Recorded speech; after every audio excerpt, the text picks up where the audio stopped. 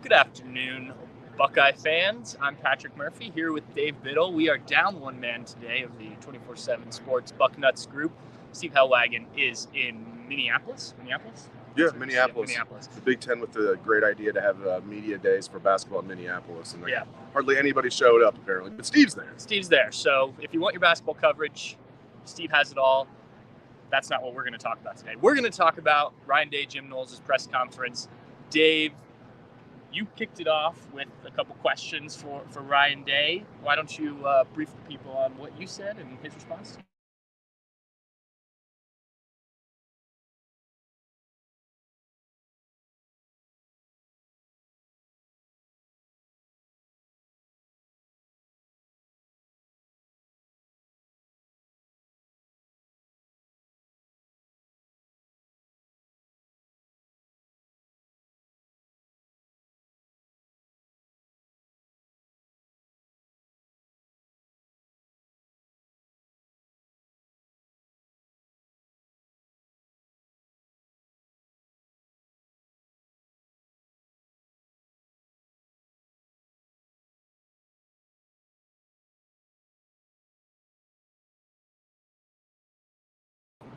Take two.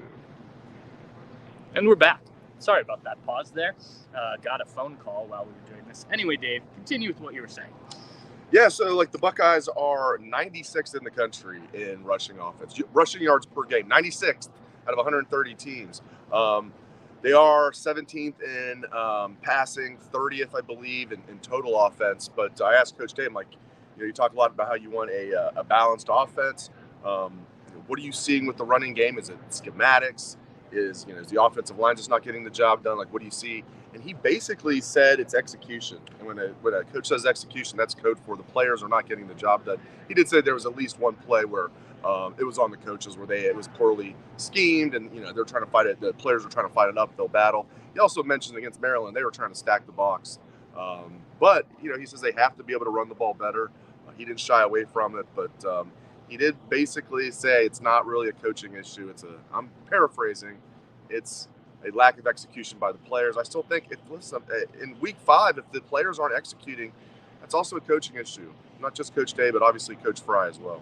Well, I think if you look at it, the plays that they're calling, if they aren't working, if the offensive line isn't athletic enough to get out and block, isn't recognizing where they need to be with pulling guards and things like that, that's a big coaching, right? You have to call things that work.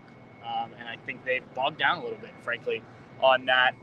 Moving on, Coach Day was asked about Emeka Egbuka, Trayvon Henderson, who we really already knew. Sounds like Emeka Egbuka, while Day said not long-term, they're still evaluating. Didn't sound good. Yeah, it didn't sound as positive as after the game. Yeah, it didn't sound awful. It's not a season ender.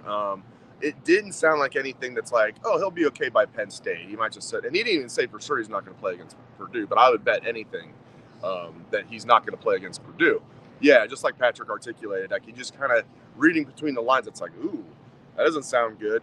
My guess is he's going to miss, a few weeks here and, get him ready for a certain, not just the Michigan game before that, but get him ready for November is basically what I'm trying to say. I won't be surprised if we don't see Emeka the rest of October, which would be too bad. They really need him, against Penn State, against Wisconsin.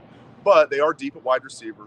So if you're going to have, take a hit there, at least you have a Julian Fleming and a Carnell Tate and other guys that haven't really been playing much, like Jaden. Xavier Johnson, Swiss Army knife, and then Jaden Ballard maybe is a guy that can step up. So we'll see. Carnell Tate's the one that would have a bigger role if Emeka misses some time. Looks like Emeka will miss some time. Like Pat said, it sounds like Trayvon Henderson. In fact, I just asked, do you expect Trayvon is going to play this week? And Coach Day said yes. No surprise there. He basically said, he said after the game last week that Trayvon could have played. They were just being cautious. And then the other thing at running back, Dallin Hayden, as we've guessed, we actually guessed correctly that the plan was that Dallin Hayden was going to redshirt, and Coach Day confirmed that today. He did say that, if they need Dallin Hayden, he's ready to go. But with 3 healthy backs ahead of him, they didn't want to waste a year of eligibility. They really like Dallin. So in case you're wondering what's going on with Dallin Hayden, now you know for sure. They are trying to redshirt him. Doesn't mean for sure he'll redshirt, and they can still play him up to 4 games. I think he's only played in 1 game and still redshirt, so he still might play 3 more games in redshirt. Or if they have injuries, hopefully they won't, then he would then not redshirt at all and they would play him. But that is the plan for now with Dallin Hayden. The weird situation for me on Saturday with Dallin Hayden, and I don't know if he helps them at all in that rushing attack, but you mentioned he has 3 more games he can play. Saturday, you're down Travion Henderson. Last year against Maryland, Dallin Hayden ran the ball really well. Now, it's a different team, to be fair, but I know a lot of people, I'm not the only one, who are confused why he didn't get more action. Of course, people are confused why Mayan Williams didn't get more action. You also have Evan Pryor, who is probably the closest thing to what Travion Henderson gives you in terms of open field, catching passes, things like that. He's not playing either. It's those top 3, and when one's not out there, they have shown no inclination to be going to number 4 or number 5, and I think that's a little strange because, like you said, you do have multiple games you can play these guys before, and they can still redshirt. I want to go back to the offensive line because Ryan was asked specifically about kind of the possibility of making changes there. Said he thinks that there's still a sizable gap between the starters, who we see every week, and the backups. We did hear a lot during the preseason about a guy like Luke Montgomery, some of the other names thrown in there. I think sometimes preseason, the hype of those guys gets a little much. Everyone's saying really good things, and then you get in the season and you realize that, okay, Luke Montgomery's a true freshman, and as good as he might be, he's probably not ready to go out and play left or right tackle at this point. But what did you make of him saying there's still a gap there, and that he would welcome a push by some of the backup offensive linemen? Yeah, I mean, that doesn't bode well for that second-team offensive line when the starters are overall are not playing well, and Dave says it's not even close. Like, it's okay. In case you're wondering, well, why isn't like this guy playing? I don't want to name any names. Well, why isn't this guy playing? Why? Because they're not as good as the starters. That's why. But they've got to figure something out there. I always thought it was interesting. Urban was asked, going back. Urban was here today. No, he wasn't. Ryan. He was on Saturday. Yeah, exactly. Ryan was asked a very direct question about the offensive line. It's like, you obviously lost 3 players to the NFL draft, including the top player off the board on the offensive line, being Paris Johnson, number 6 overall pick. He said, is the talent, the reporter Bill Rabinowitz said, is the talent simply just not there on the offensive line? And Coach Day paused and said, I don't know if I can really say that. It would be easy to say, like, no, the talent's good. And then he kind of said, we believe in the talent. He kind of came around, but like, it was kind of a wishy-washy answer. I found that kind of interesting, Patrick. Yeah, he ended it by saying, and I would tell you if I didn't, and I looked to the guy sitting next to me, and I was like, no, he wouldn't. No, you wouldn't. No. That's just not how Ryan Day is. I think most coaches, to be fair, aren't going to come out and say, well, we're just not good enough in that position. Now, maybe after a game or something, you say we weren't good enough there today, things like that. But he's not going to throw his guys under the bus. Honestly, I think it would take something pretty drastic to see a change there, like a loss, for instance, or just like a game where a guy is getting blown up over and over again, which we haven't seen. They've pass protected pretty well. The numbers suggest that. The run game has not been good enough, no doubt about that. But, I don't know if the changes help in that capacity because, as they said, the backups aren't ready yet to step out and make a huge difference. I don't think. I think he's being honest in that. Yeah, absolutely. I thought another interesting thing today, like obviously we get Jim Knowles after we talk to Coach Day.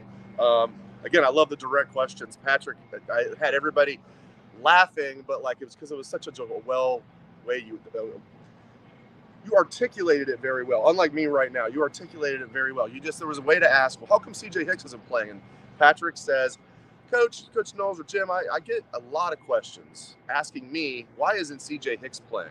So I'm going to ask you, why isn't CJ Hicks playing? And Coach Knowles gets a little like grin on his face, and all the reporters laugh. Good job out of Patrick. Thanks. There. I try and make people chuckle during the press conference. They like CJ Hicks. They just feel like the veterans right now are ahead of him, and they believe in him. They love his athletic ability. They think he's going to be, an absolute dude here at some point. But right now, Tommy Steele, and he made sure to mention Cody Simon as well. He believes in those guys, and those guys are just ahead of CJ right now. Yeah, frankly, I should have probably followed up with, where does he need to improve? Look, I think it's important to remember, while CJ Hicks was a 5-star kid coming out of, Cincinnati, Dayton, wherever he was from. Oh, Dayton, yeah. Dayton, yeah. Kettering Alter. That's it. Yep. I think it's important to remember, he wasn't playing the linebacker position the way that they use linebackers here. In fact, I think he played more safety in high school than he was at linebacker. I mean, they just used him a lot of different ways because he was such a good athlete. So he's had to adjust not only to moving to college football, but playing in this scheme and fitting, and then he's got guys in front of him. So I think that's legitimate. I also do wonder, Jim Knowles, kind of old school guy, is he willing to play young guys? Now, C.J. Hicks in his second year, we're seeing Sonny Styles out there playing a good amount, but like this defense probably could have used Sonny Styles last year, and we didn't see him. So Jim Knowles may just not be, and this is just my speculation, he may not be a coach that's willing to throw a freshman out there on the field. Not that C.J. Hicks is a freshman, but he wants to see these guys, develop and prove that they can do it, and not just throw them out in games, which, some coaches will do that to just kind of test guys. Sometimes it works, sometimes it doesn't. It wasn't just C.J. Hicks that he was asked about. Kenyatta Jackson, he said he's ready to go. They talked about Caden Curry and kind of what he brings to the defense. Are you surprised that Caden Curry, given what we saw kind of in fall camp and in the spring, that Caden Curry's the guy who's playing more than Kenyatta Jackson? Oh, wow. Well, to a degree, because, Kenyatta Jackson might have had a better spring, but it was Caden Curry who was ready to go as a true freshman and didn't redshirt. So I'm not shocked, but I did like seeing Saturday. I think that's going to be what we see more going forward. First of all, JT Tuimoloau is turning into the star I think that we all expected. He's always shown flashes of it. Now he's doing it, not all the time. I'm not saying he's like dominating every play or anything, but we're seeing him having an even bigger impact. But I do think they're going to rotate a little bit more like they did against Maryland, and not like they did against Notre Dame, where JT and Jack played every snap at the end. But I thought Caden Curry played really well against Maryland, and I thought Kenyatta Jackson played well as well. But Curry played really well. He had back-to-back fantastic plays. So, not shocked. I'm just glad, if my premonition is right. I think they're going to we're going to see Caden Curry out there a decent amount going forward, as well as Kenyatta Jackson. And the interior of the defensive line, too, has been really good. Knowles was asked about both Michael Hall Jr. and Tyleik Williams. And Tyleik Williams specifically, the way he's come on this year, we expected Mike Hall to be a factor. Tyleik is, as Jim Knowles said, finally healthy, so he's playing more, getting more snaps, getting more reps in practice. That's letting him see things a bit more, and those two have been game wreckers. Yeah, they really have. Tyleik Williams is one of those guys where I was hoping, because you can see, again, talk about flashes. We saw flashes with Tyleik the last couple of years, and I was hoping this year he would get to the point where he could be a guy that you could put in there as much as possible, and that's exactly what we're seeing, because he's the type of guy that I think they've been missing in previous years, a guy that's every bit of 330 pounds, maybe more. I know he's listed 320. There's no way he's 320. But it doesn't matter when you move like that. There you go. Remember when they listed Marvin at 6'3" there for a minute? I was like, no. He's 6'4".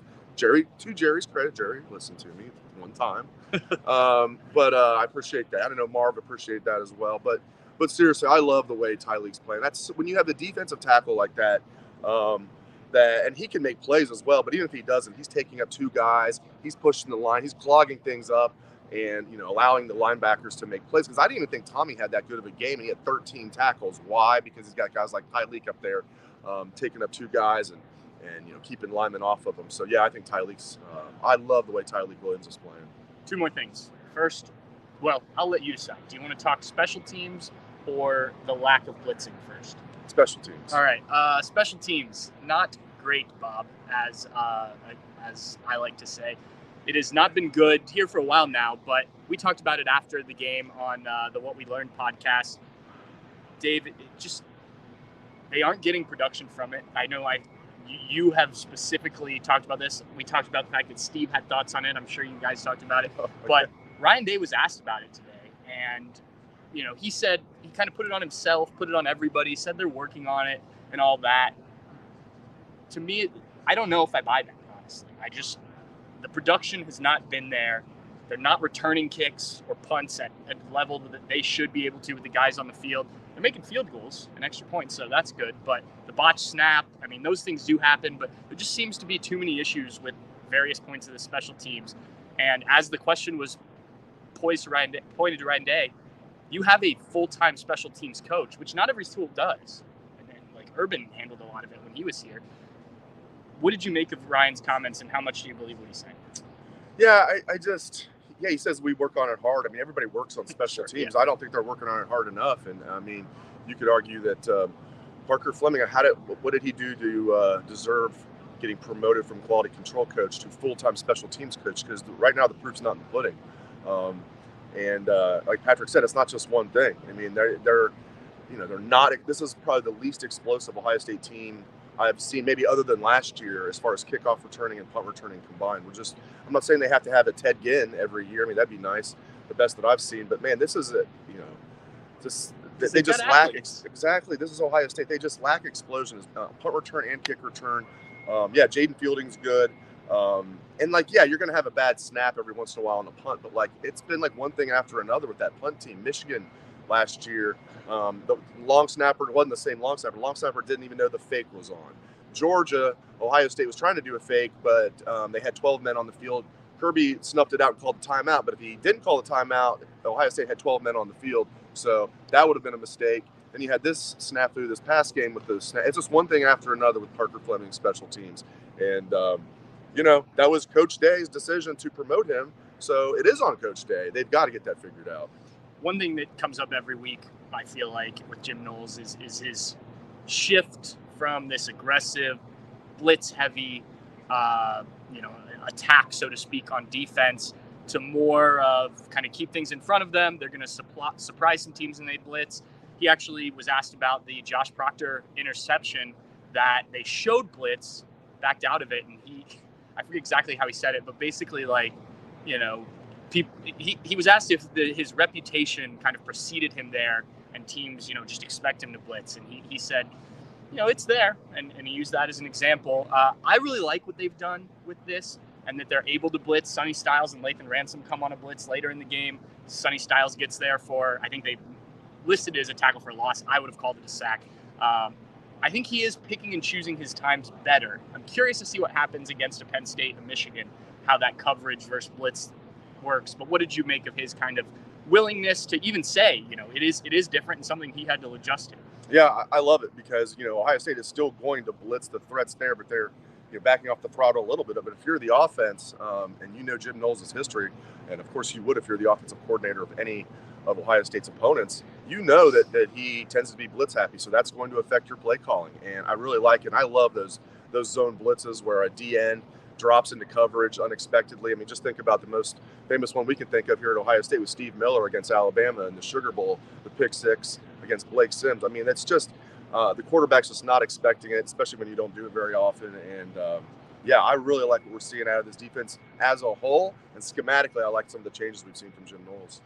Anything we missed from that? Any highlights? I'm trying to think. Not really. I have a quick story up on Bucknuts already. It's free. You can just get on our front page.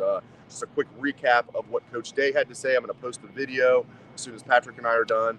And all of Coach Day's comments. We're going to have all of Coach Knowles' comments on our YouTube page as well. So keep it locked to that. Yep. Thank you guys for tuning in again. Patrick Murphy, Dave Biddle with Bucknuts, 24/7 Sports. Steve will be back next weekend once he's done with all his basketball media day coverage. But if you're looking for that, we'll have plenty of that on Bucknuts. There's already some stuff up. So thanks again, guys. We'll talk to you soon.